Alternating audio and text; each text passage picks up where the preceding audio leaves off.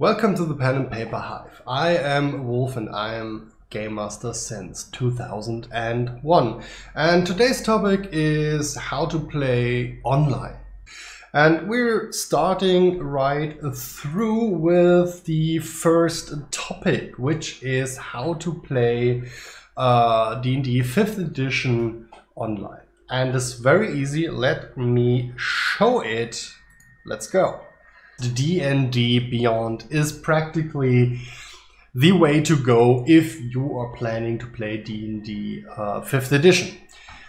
Pretty much straightforward. You register an account, you create a character, you create a campaign, and it's absolutely straightforward.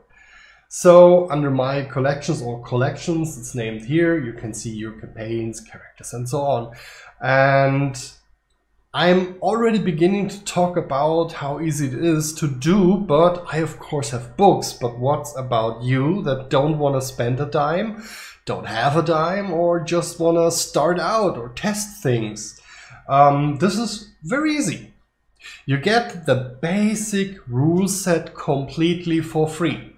There is so much stuff in it, all the basic classes. There is basically no limitation. Of course, there are drawbacks. Don't get me wrong on that. You don't have all subclasses. You don't have access to all the ways for the druids, and so on. It's something major, of course. But for me, if I want to start out, this wouldn't be a problem because I don't know everything, and it's enough to play a year-long campaign, even 2-year-long campaigns, before you even close to run out of options for your players or for you as a DM. Character creation is very straightforward, and you click on create character and it takes you through step by step. Basically, you click a few things, you speak with the dungeon master and go on with your life. You choose a race, you can pick here basic rules, and this is all the basic races that you have access to. Let's just go with any elf. Bam! And you can really choose any class beside of the artificer. But let's go for you DMs that are wondering, okay, Wolf, I need monsters. Is this covered too in somehow, and how much is it covered? Believe me, there is a ton of monsters when I say this, a ton of. We are going to the encounters, quickly create one new just to show it. And of course, I don't have all the monsters, I don't have all the books, it's a lot of money to spend, but click on source, click on the basic rules, and now you have time to scroll through all those monsters. Can load more and more. Believe me, there is enough content for you. Let's see, if you say, oh my god, I want to play an undead campaign, how much monsters will I have? You have everything you need for an undead campaign. I mean, really, basic rules are so much stuff you can do, so you are really covered. But let's say Dungeon Master says, okay, how can I see my players' roles, which is also very easy. You just have to go into a player character, and to roll is just simply click. You click on the numbers and you can roll. It even has the dice, so you can have a little bit of table feeling or sitting at the table, just clicking. There is no automatism, of course, but this is the go-to if you want to start out with Dungeons & Dragons 5th edition. Okay, what if you don't want to play Dungeons & Dragons 5th edition but Pathfinder 2nd edition? There is a place to go to. Of course, there is nothing like Pathfinder Beyond.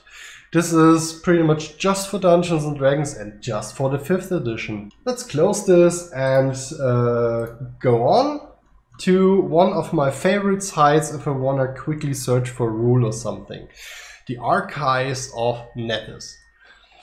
If you have Discord and put in a bot that can roll dice or whatever method you are finding to see what someone has rolled and whatever.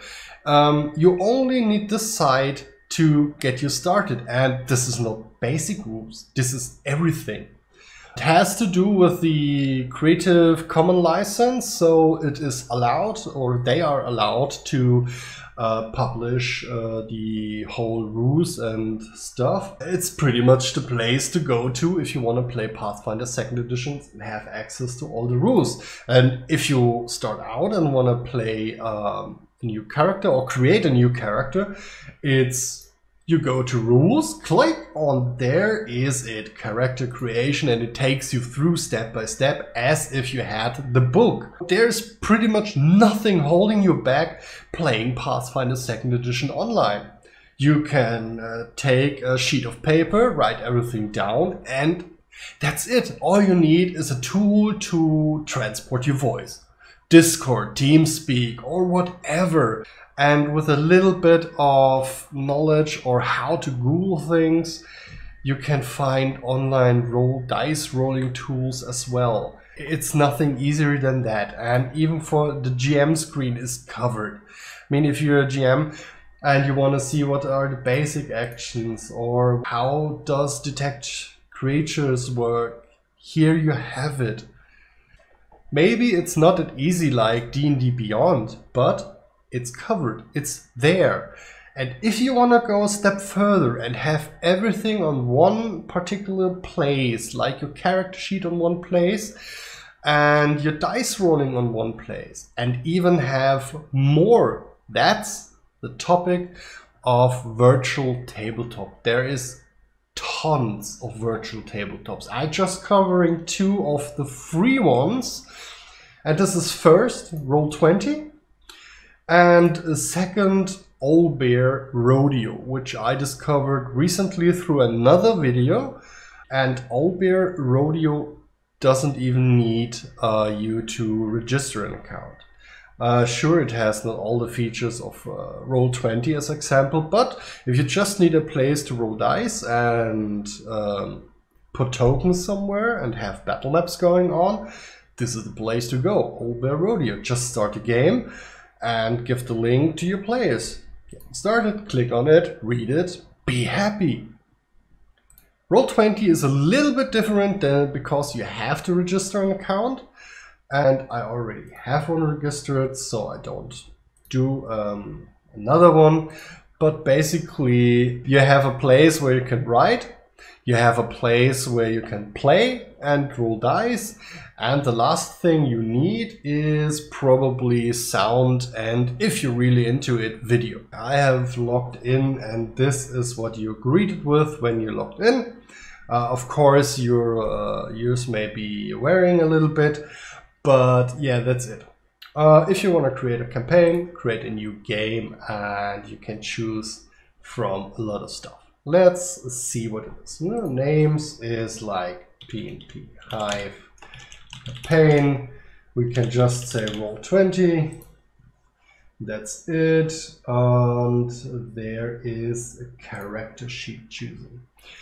There is tons of systems covered. I could scroll for a very, very long time to hit the bottom. But if we say we are running a Pathfinder game, we can see like, okay, Pathfinder 2nd Edition is there. Bam, put it in, and you get a preview of how that character sheet looks like. Easy, right?